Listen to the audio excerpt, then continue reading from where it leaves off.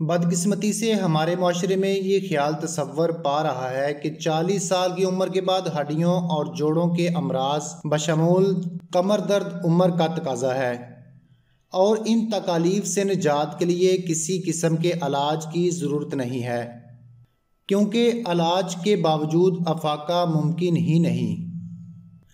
یہی وجہ ہے کہ لوگوں کی بڑی تعداد ہڈیوں اور پٹھوں کی تکالیف عمر کا تقاضا سمجھ کر برداشت کر رہی ہے، جبکہ حقیقت یہ ہے کہ 70 سال کی عمر کے افراد بھی اگر صحت مند ہوں تو ان تکالیف کو ہرگز برداشت نہیں کرنا پڑتا۔ انسانی جسم میں 360 ہڈیاں پائی جاتی ہیں جن کی مدد سے حسب خواہش حرکت ممکن ہے۔ یوں سمجھ لیں کہ جیسے کسی بھی عمارت کی تعمیر میں سریہ اس کی بنیاد ہے، بالکل اسی طرح یہ ہڈیاں بھی ہمارے جسم میں سریے کا کام سر انجام دیتی ہیں، حتیٰ کہ سیدھا کھڑا ہونے میں بھی بنیادی کردار ہڈیوں اور جوڑوں کا ہی ہوتا ہے۔ دور حاضر میں ہڈیوں کی عوارض کی بڑھتی ہوئی شرح کی وجوہ میں غیر معیاری غذا، باقاعدگی سے ورزش نہ کرنا، قد کاٹ کی مناسبت سے وزن کا خیال نہ رکھنا، پھلوں سبزیوں کے استعمال کی بجائے فارمی مرغی، انڈوں اور گوشت کا زائد استعمال وغیرہ شامل ہے۔ مشاہدے میں ہے کہ گھٹنوں اور کمر کے درد کے اکثر مریض باقاعدہ ورزش نہ کرنے کے باعث موٹاپے کا شکار ہو جاتے ہیں۔ یاد رکھیے، بھوک سے زیادہ کھانے اور بے وقت کھاتے پیتے رہنے سے نہ صرف موٹاپا بلکہ ہڈیوں اور جوڑوں کے درد کی شکایات بھی لاحق ہو جاتی ہیں۔ ہڈیوں کی صحت کی برقراری میں وٹامن ڈی اہم کردار ادا کرتا ہے، جو ہر عمر کے افراد کے لیے ضروری ہے۔ اگر ایسے مریض جو موٹاپے کا شکار نہ ہوں اور بھوک سے زائد یا بے وقت کھانے پینے کی عادی بھی نہ ہوں، عموماً وٹامن ڈی کی کمی کا شکار ہو جاتے ہیں۔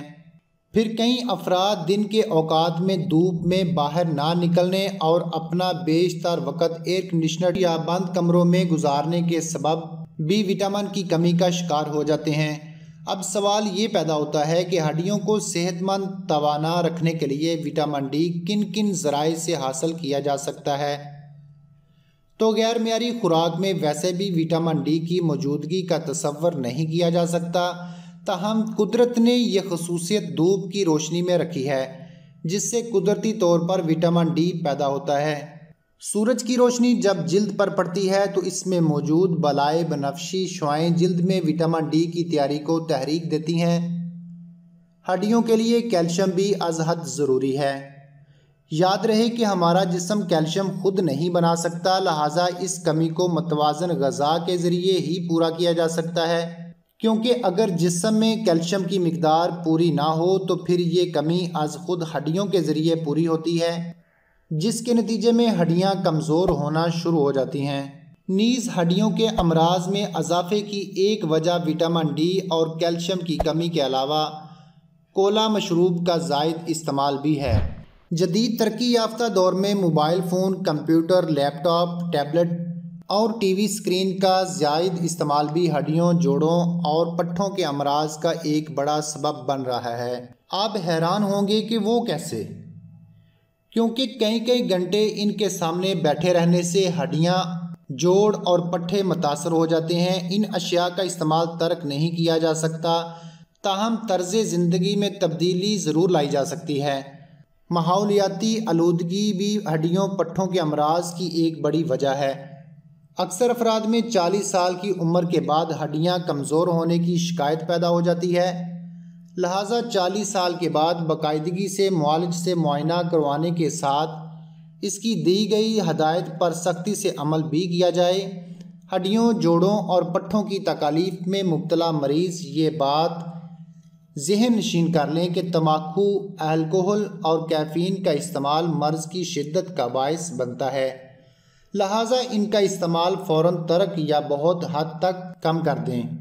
اسی طرح نمک، کافی اور چائے کا زائد استعمال بھی ہڈیوں اور جوڑوں کے لیے نقصان دہ ہے، کیونکہ ان میں کیفین سمیت دیگر مضر صحت اجزاء شامل ہوتے ہیں۔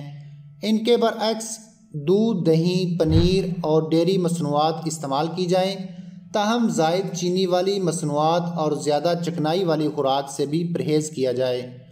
ہڈیوں کی مضبوطی اور انہیں صحت مند توانا رکھنے کے لیے سب سے ضروری طرز زندگی میں تبدیلی۔ باقاعدگی سے ورزش اور متوازن غذا کا استعمال کریں۔ نیز ایسی خوراک استعمال کی جائے جس سے ہڈیوں کو غذائیت حاصل ہو۔ دودھ، دہی، سیب، ٹماٹر، موسمی پھل، سبزیاں اور ڈرائی فروٹ، خاص طور پر انجیر، کشمش وغیرہ کا استعمال اس ضمن میں مفید ثابت ہوتا ہے۔ آپ کو ایسا ایک نسخہ بتا دیتا ہوں جو ہڈیوں اور پٹھوں کے لیے بہت زبردست چیز ہے۔ جن دوستوں کو، جن بزرگوں کو ہڈیوں کا مسئلہ ہے اور کمر کا درد نہیں جاتا، وہ اس نسخہ کو استعمال کریں۔ امید ہے کہ یہ نسخہ آپ کے لیے فائدہ مند ہوگا۔ ہلدی 50 گرام لے لیں اور کچور بھی 50 گرام لے لیں۔ دونوں چیزیں پہلے سے پیسی ہوئی نہ ہوں۔ خود سفوف بنائیں۔ یہ سفوف آدھا چمچ اور 1 سے آدھا چمچ دیسی گھی 1 کپ گرم میٹھے یا پھیکے دودھ میں ملا کر صبح، دوپہر اور شام یا صرف صبح شام چسکی چسکی پئیں، یا آدھا چمچ دن میں 3 بار پانی یا دودھ کے ساتھ ویسے ہی استعمال کریں۔ یہ نسخہ جوڑوں، پٹھوں اور کمر کے درد یا ایسے لوگ جو دن رات اپنے جسم کے دردوں میں تھکے اور الجھے رہتے ہیں اور ان کا جسم ہر وقت جکڑا رہتا ہے، کندھے کھچے ہوئے، گردن کھچی ہوئی، اعصاب کھچے ہوئے، ٹانگوں میں درد، جی چاہے مجھے کوئی دبائے، یا رات کو سوتے ہوئے بار بار بستر پر ٹانگیں پٹکنا، اور حاملہ عورتوں کے لیے تو بہت ہی لاجواب ہے۔ حاملہ خواتین گرم دودھ کے ساتھ چند ہفتے یا چند مہینے دن میں 2 سے 3 بار استعمال کریں۔ پرانی لیکوریا، کمر کے درد اور حمل کے بعد کی تکالیف کو دور کرنے کے لیے بہترین ہے۔ یہ دل کے مریضوں کے لیے جن کا خون گاڑھا، کولیسٹرول، یوریا اور یورک ایسڈ بڑھ چکا ہو، معدہ کے پرانے مریض جن کا معدہ اور آنتوں میں السر بہت زیادہ ہو، بہت زیادہ شراب پینے والے، باہر کے کھانے کھا کر معدہ برباد کرنے والوں کے لیے بہت زبردست چیز ہے۔ ناظرین، اس طرح کی ویڈیوز دیکھنے کے لیے ہمارا channel my health T V subscribe کیجئے اور ساتھ ہی بیل کے بٹن کو دبا دیجئے۔ اگر ویڈیو پسند آئی تو لائک اور شیئر ضرور کر دیں۔